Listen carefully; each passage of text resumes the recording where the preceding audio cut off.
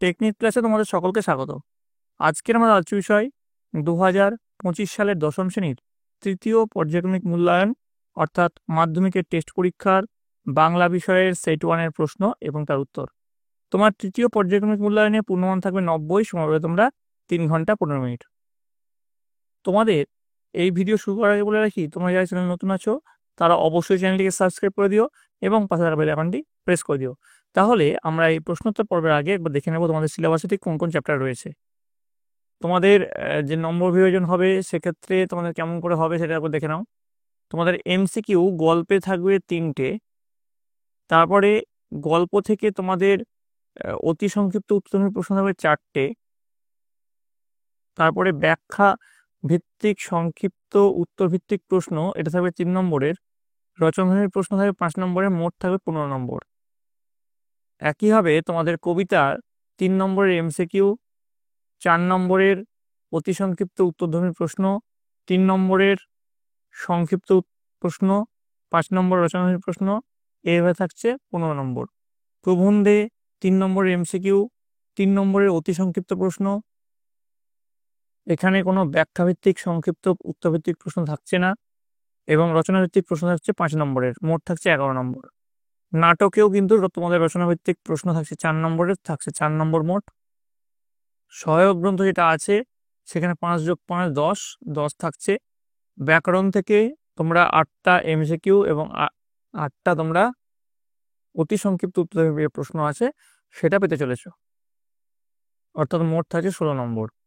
এছাড়াও তোমরা নির্মিতি থেকে তোমরা 19 নম্বর পেতে চলেছ, যার মধ্যে তোমাদের প্রবন্ধ রচনা থাকছে 10 নম্বরের, অনুবাদ থাকছে 4 নম্বরের, সংলাপ রচনা অথবা প্রতিবেদন রচনা থাকছে 5 নম্বরের। বোঝা গেছে? এবার চলে আসছি প্রশ্নোত্তর পর্বে। তো দেখো, প্রথমে যেটা আছে, সঠিক উত্তরটি নির্বাচন করো। 1 × 17 = 17, অর্থাৎ 17টা প্রশ্নের তোমাদের উত্তর দিতে হবে। দেখো, প্রথম যে প্রশ্ন, জগদীশবাবুর সম্পত্তি কত লক্ষ টাকার?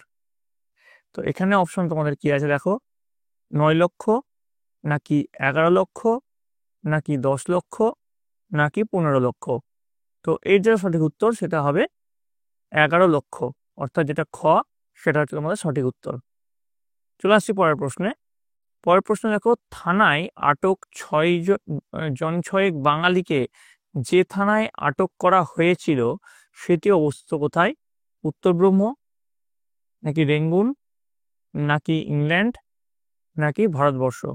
তো এটার যেটা সঠিক উত্তর সেটা হবে উত্তর ব্রহ্ম। পরের প্রশ্ন চলে আসছে 1.3, যার সঙ্গে কুস্তি লড়তে গিয়ে হিসাবের নতুন জামা ছেড়ে গিয়েছিল সে হলো, প্রথম অপশন হচ্ছে ক অমৃত, খ কালিয়া, গ রতন, ঘ যতীন। এর যে সঠিক উত্তর সেটা হচ্ছে খ কালিয়া। এবার দেখো 1.4, রক্ত মুছি শুধু, কবি কোথায় রক্ত মোছার কথা বলেছেন? তো দেখো, এর অপশনের প্রথমে আছে গানের গায়ে, তারপরে হচ্ছে প্রাণের ঘরে, গ নিজের মাথায়, ঘ অস্ত্রের গায়ে। এর যেটা সঠিক উত্তর সেটা হচ্ছে গানের গায়ে, ক। এবার চলে আসছি পরের প্রশ্ন।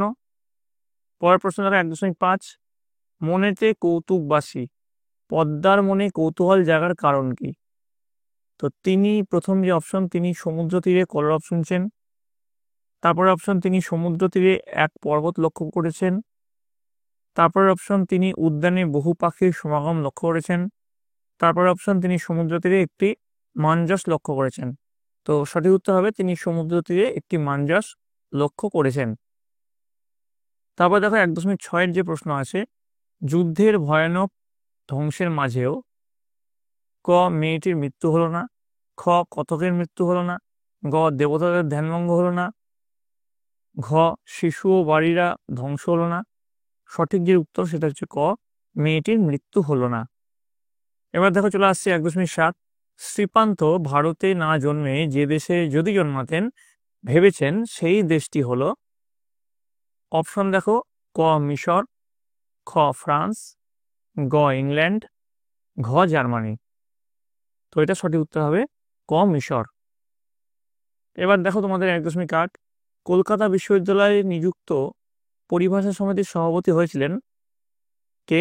অপশন দেখো, প্রথম অপশন ক রাজশেখর বসু, খ ত্রৈলোক্যনাথ মুখোপাধ্যায়, গ ব্রহ্মমোহন মুখোপাধ্যায়, ঘ ব্রহ্মমোহন মল্লিক।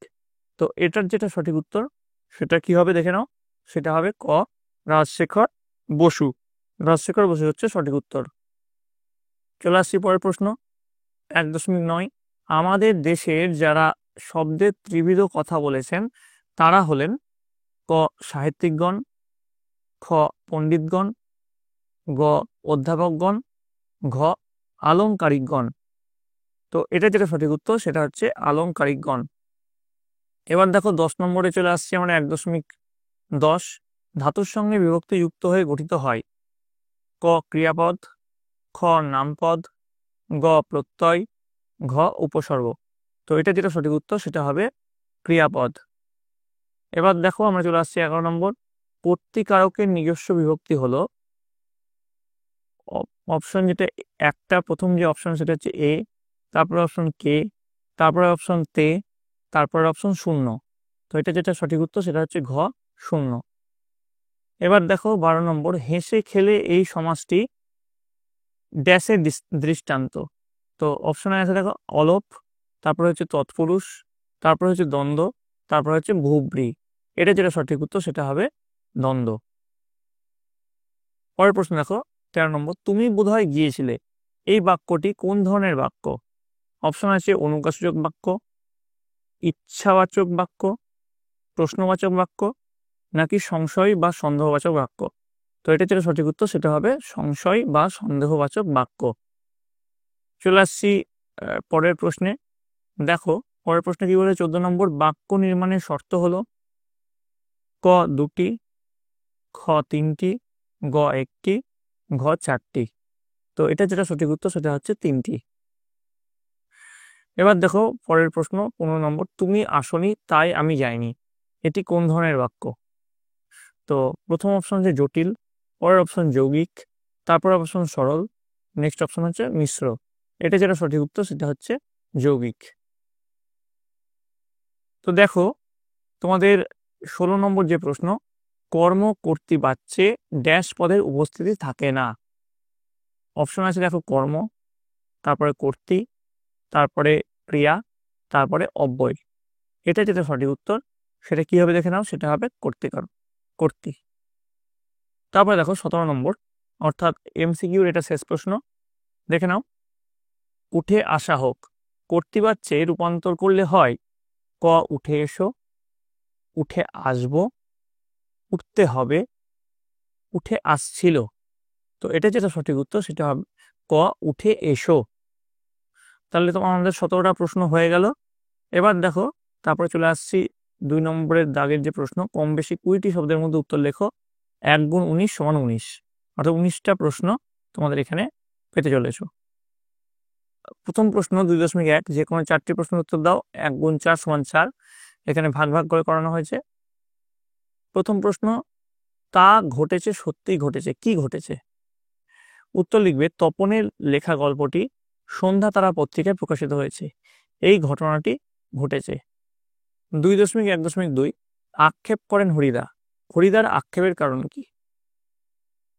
তো এর উত্তর তোমরা লিখবে বিরাগী সন্ন্যাসী জগদীশবাবুর বাড়ি থেকে চলে যাওয়ায় হরিদা আক্ষেপ করেন। 2.1.3 আজ বাড়ি থেকে কোনো চিঠি পেয়েছেন নাকি, কে কখন কথা বলেন? এর উত্তর লিখবে অপূর্বর মধ্যে অত্যন্ত অন্যমনস্কতা লক্ষ্য করে তল ওয়ার্কার চিন্তিত মুখে উদ্ধৃত কথাটি বলেন। এবার চলে আসছি পরের প্রশ্ন 2.1.4 অমৃতের মা অমৃতকে বেকায়দায় ফেলার জন্য কি বলেছিলেন? তো এর উত্তর তোমরা কি লিখবে দেখে নাও। এর উত্তরে লিখবে নতুন জামা কেনার আগে ইসাবের বাবা ইসাবকে খুব মেরেছিলেন, তাই অমৃতের মা বলেছিলেন অমৃতও যদি ইসাবের মতো মার খেতে রাজি থাকে তাহলেই সে নতুন জামা পাবে। এবার দেখো 2.1.5 কি আছে, নদীর বিদ্রোহের কারণ সে বুঝতে পারিয়াছে, নদীর বিদ্রোহের কারণ কি ছিল? তো এর উত্তরে তোমরা কি লিখবে নদীর বিদ্রোহ গল্পের নায়ক নদের চাঁদ অনুভব করেন নদীর উপরে ব্রিজ তৈরি করা ও বাঁধ দেওয়ার কারণে নদী যেন রেগে গিয়ে বিদ্রোহ করেছে। এবার দেখো 2.2 যে কোনো 4টি প্রশ্নের উত্তর দাও। 1 গুণ 4 সমান 4। তো প্রথম যে প্রশ্ন দেখো 2.2.1, অস্ত্র ধরার পরিবর্তে কবি কি নিতে বলেছেন? তো এর উত্তরে তোমরা লিখবে অস্ত্র সাময়িক শক্তি আতা, কিন্তু গানের শক্তি অপার চিরকালীন। কবিতায় অস্ত্রের পরিবর্তে হাতে তুলে নিতে বলেছেন গানের অস্ত্র, যা অতি শক্তিময়। 2.2.2, কিঞ্চিত আছয় মাত্র শ্বাস, কার কথা বলা হয়েছে? উত্তর লিখবে রত্ন সেনের পত্নী পদ্মাবতী যখন অচৈতন্য অবস্থায় ছিলেন তখন তার দেহে কিঞ্চিত শ্বাসটুকুই ছিল। এবার দেখো 2.2.3 যে প্রশ্ন, মৃত্যু গহন অন্ধকূপে, অন্ধকূপ কি? এর উত্তর তোমরা কি লিখবে? দেখো উত্তর লিখবে কবি কাজী নজরুল ইসলাম তার প্রলয়োল্লাস কবিতায় মৃত্যুগহন অন্ধকূপ বলতে পরাধীন ভারতবর্ষকে বুঝিয়েছেন। এবার দেখো চলে আসছি পরের যে প্রশ্ন 2.2.4, বিদায় এবে দেহ বিধুমুখী, বিধুমুখী কি? উত্তর লিখবে ইন্দ্রজিতের স্ত্রী প্রমীলাকে চাঁদের সঙ্গে তুলনা করে বিধুমুখী বলা হয়েছে। পরের প্রশ্ন 2.2.5, ছায়াবৃতা আফ্রিকার মুখ কোথায় লুকানো ছিল? উত্তর লিখবে ছায়াবৃতা আফ্রিকার মুখ কালো ঘোমটার নিচে লুকানো ছিল। তারপর দেখো পরের যে তোমাদের প্রশ্ন 2.3, যে কোনো 3টি প্রশ্ন উত্তর দাও, 1 গুণ 3 সমান 3। প্রথম যে প্রশ্ন 2.3.1, আশ্চর্য সবই আজ অবলুপ্তির পথে, কি অবলুপ্তির পথে? উত্তর তোমরা লিখবে ফাউন্টেন পেন থেকে বল পয়েন্ট পেন, কম্পিউটার আসায় সব অবলুপ্তির পথে। 2.3.2, কে কলমের বদলে টাইপরাইটারে লিখেছেন? উত্তর লিখবে অন্নদা শঙ্কর রায় টাইপরাইটারে লিখেছেন। এবার দেখো পরবর্তী প্রশ্ন 2.3.3, আমাদের সরকার ক্রমে ক্রমে রাজকার্যে দেশি পরিভাষা চালাচ্ছেন, তাতে অনেকে মুশকিলে পড়ছেন কেন? এর উত্তরে লিখবে কারণ তারা ইংরেজিতে অভ্যস্ত বলে পরিভাষাগুলি তাদের নতুন করে শিখতে হচ্ছে। 2.3.4, কালক্রমে এদেশে বিজ্ঞান শিক্ষার বিস্তার হলে এই অসুবিধা দূর হবে, কোন অসুবিধা? এর উত্তরে তোমরা কি লিখবে দেখে নাও। এর উত্তরে তোমরা লিখবে প্রাথমিক বিজ্ঞানের সঙ্গে সামান্য মাত্র পরিচয় না থাকা সাধারণ মানুষের জন্য বিজ্ঞান বিষয়ক প্রবন্ধ বোঝার ক্ষেত্রে অসুবিধার কথা বলা হয়েছে। এবার দেখো পরের প্রশ্ন 2.4, যে কোনো 8টি প্রশ্নের উত্তর দাও, 1 গুণ 8 সমান 8। 2.4.1 কি বলেছে? প্রয়োজক কর্তা কাকে বলে? এর উত্তর তোমরা কি লিখবে? কর্তা যখন নিজে কাজ না করে অন্য কাউকে দিয়ে কাজ করায় তখন সে কর্তাকে প্রয়োজক কর্তা বলে। যেমন জিৎ প্রিয়াংশুকে অঙ্ক করাচ্ছে। 2.4.2, বিভক্তি ও অনুসর্গের একটি পার্থক্য লেখো। উত্তর লিখবে বিভক্তির নিজস্ব কোনো অর্থ নেই, কিন্তু অনুসর্গের নিজস্ব অর্থ আছে। এবার দেখো পরের যে প্রশ্ন 2.4.3, শূন্য বিভক্তি কাকে বলে? এর উত্তর তোমরা কি লিখবে দেখে নাও। এর উত্তরে লিখবে যে সকল বিভক্তি পদের পরে বসে তাদের নাম পদে পরিণত করে এবং নিজে অপ্রকাশিত থাকে তাদের বলে শূন্য বিভক্তি। এবার দেখো 2.4.4, নিত্য সমাস কাকে বলে? এর উত্তরে তোমরা লিখবে যে সমাসের ব্যাস বাক্য হয় না অথবা ব্যাস বাক্য গ্রহণ করতে হলে অন্য পদের সাহায্য গ্রহণ করতে হয় তাকে নিত্য সমাস বলা হয়। এবার দেখো পরের প্রশ্ন 2.4.5, সমাস শব্দটির ব্যুৎপত্তি কি? উত্তর তোমরা কি লিখবে? সমাস শব্দটির ব্যুৎপত্তি নির্ণয় করলে পাওয়া যাবে সম, অস যোগ ঘ য়। 2.4.6, উপমান কর্মধারয়ের একটু উদাহরণ দাও। উত্তর লিখবে তুষারের ন্যায় ধবল, তুষার ধবল। 2.4.7, শর্ত সাপেক্ষ বা কার্য কারণাত্মক বাক্য কাকে বলে? এর উত্তর তোমরা কি লিখবে দেখে নাও। এর উত্তর তোমরা লিখবে যে বাক্যের মধ্যে এক অংশে কারণ এবং অন্য অংশে কার্য প্রকাশ পায় তাকে শর্ত সাপেক্ষ বাক্য বলে। যেমন যদি তুমি আসো তবে আমি যাব। বোঝা যাচ্ছে? আচ্ছা তোমাদের এটা ভিডিও করতে করতে বলে রাখি, তোমাদের যে এটাই যে হুবহু হবে তার কোনো মানে নেই। তোমাদের এটা আমি করাচ্ছি, তারপরে তোমাদের আরো কিছু সাজেশন প্রশ্ন দেবো, সেগুলো তোমরা পড়ে যাবে এবং তোমাদের বই টেক্সট বুক খুঁটিয়ে পড়বে, তাহলে কিন্তু তোমাদের পরীক্ষায় সাফল্য নিশ্চিত। এই ভিডিওটা একটু লম্বা হবে, তোমরা কিন্তু ধৈর্য ধরে ভিডিওটা দেখতে থাকো। পরের যে প্রশ্ন 2.4.8, নির্দেশক বাক্য কাকে বলে? এর উত্তরে তোমরা লিখবে যে বাক্যে কোনো কিছু নির্দেশ করা বোঝায় তাকে নির্দেশক বাক্য বলা হয়। যেমন কাঞ্চন রাতে ঘুমায় না। 2.4.9, একটি যোগ্যতাহীন ও একটি আসক্তিহীন বাক্যের উদাহরণ দাও। তো প্রথমে দেখো যোগ্যতাহীন বাক্য কি হবে? ছেলেটি কান দিয়ে দেখছে। তারপর আসক্তিহীন, গরু ঘাস খেয়ে গরু নিল। ঠিক আছে, বোঝা গেল। এবার দেখো 2.4.10 ঘটিত কর্তাবাচ্য কাকে বলে?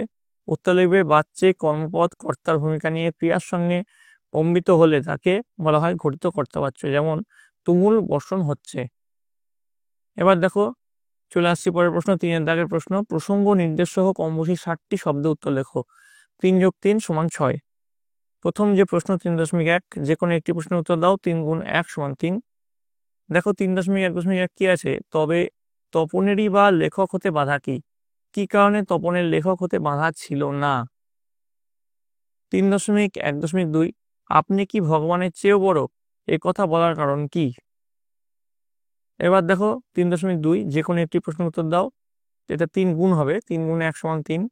3.2.1 ওই সে মহাকাল সারথি রক্ত তড়িৎ চাবুখানে।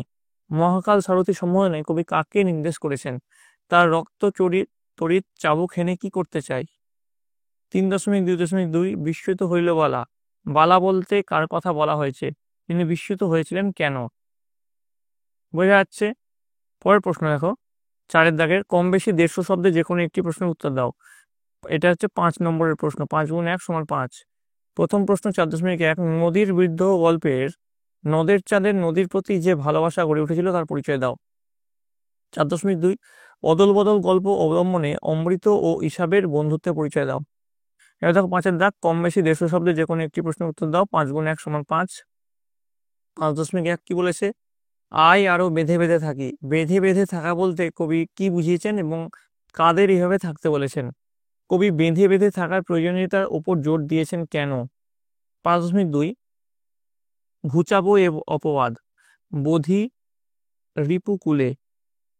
উদ্ধৃতাংশের বক্তাকে বক্তা তার কোন অপবাদের কথা বলেছেন? অপবাদ ঘোচানোর জন্য তিনি কি করেছিলেন? এবার দেখো 6 দাগের প্রশ্ন, কম বেশি 150 শব্দে যে কোনো একটি প্রশ্ন উত্তর দাও। 5 × 1 = 5। 6.1 কলিকাতা বিশ্ববিদ্যালয় যে পরিভাষা সমিতি নিযুক্ত করেছিলেন।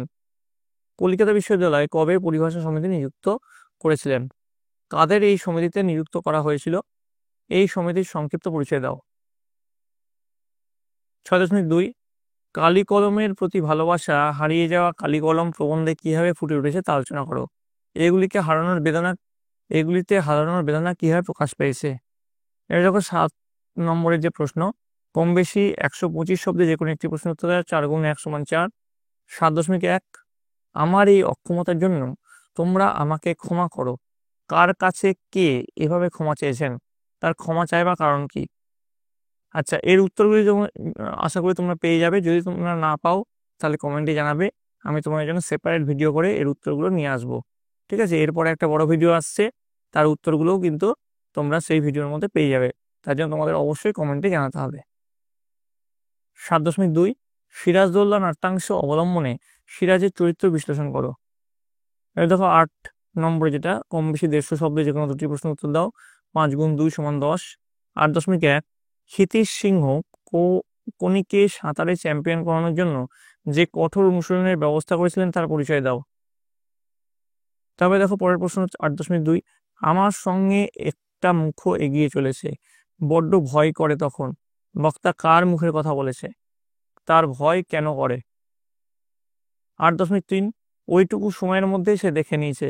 সে কে? সে কি দেখেছিল? এবার দেখো 9 দাগ, চলিত গদ্যে বঙ্গানুবাদ করো। 4 নম্বর। দেখো তোমাদের একটা ইংরেজিতে একটা এখানে প্যারাগ্রাফ থাকছে। কি বলছে? It is very difficult to get rid of bad habits, so we should be very careful that we do not get into bad habits in our boyhood. Idleness is one such bad habit, every boy and girl should be diligent. তো এটার বঙ্গানুবাদ কি হবে? খারাপ অভ্যাস থেকে মুক্তি পাওয়া খুব কঠিন, সুতরাং আমাদের খুব সতর্ক থাকা উচিত যাতে আমাদের ছোটবেলায় খারাপ অভ্যাসে না পড়ে যায়, যাতে আমরা আমাদের ছোটবেলায় খারাপ অভ্যাসে না পড়ে যাই। অলসতা এমনই একটি খারাপ অভ্যাস, প্রতিটি ছেলে মেয়েকে পরিশ্রমী হতে হবে। এবার দেখো 10 নম্বর, কম বেশি 150 শব্দে যে কোনো একটি প্রশ্নের উত্তর দাও। 5 × 1 = 5। 10.1 তোমার অঞ্চলে ডেঙ্গু আক্রান্তের সংখ্যা ক্রমেই বাড়ছে, এই বিষয়ে একটি প্রতিবেদন লেখো। 10.2 বই পড়ার প্রতি আগ্রহ কমছে বর্তমান প্রজন্মের, এই বিষয়ে দুটি বন্ধুর মধ্যে একটি কাল্পনিক সংলাপ রচনা করো। ঠিক আছে, এবার দেখো 11 নম্বরের যে প্রশ্ন, কম বেশি 400 শব্দের যে কোনো একটি বিষয় অবলম্বনে প্রবন্ধ রচনা করে, এটার মান আছে 10। 11.1 দ্বিশতবর্ষে ঈশ্বরচন্দ্র বিদ্যাসাগর। 11.3 বাংলা ঋতু বৈচিত্র্য। 11.4 এটা হবে 3 হবে, আগেরটা 2 হবে। চরিত্র গঠনে খেলাধুলার প্রয়োজনীয়তা, তারপরে বিজ্ঞান ও মানব সভ্যতা। বোঝা গেছে? তো এইগুলো নিয়ে তোমাদের একটা রচনা লিখতে হবে, যে কোনো একটা রচনা তোমাদেরকে কিন্তু লিখতে হবে। তো এইটা হচ্ছে তোমাদের একটা সেটের প্রশ্ন। তোমাদের এবার যে চ্যাপ্টার ওয়াইজ সাজেশন সেটা দেওয়া হবে। তো তার আগে তোমাদের বলে রাখি, তোমাদের যদি এই ভিডিওটা ভালো লেগে থাকে এখনো অবধি, তাহলে অবশ্যই ভিডিওতে একটা লাইক দেবে এবং কিন্তু বন্ধুদের কাছে অনেক অনেক শেয়ার করবে। এবং তোমাদের পরীক্ষা আসতে কিন্তু আর বেশি সময় নেই, দেখতে দেখতে পরীক্ষা চলে আসবে, তাই জন্য কিন্তু এখন থেকেই তোমরা ভালোভাবে প্রিপারেশন শুরু করে দাও।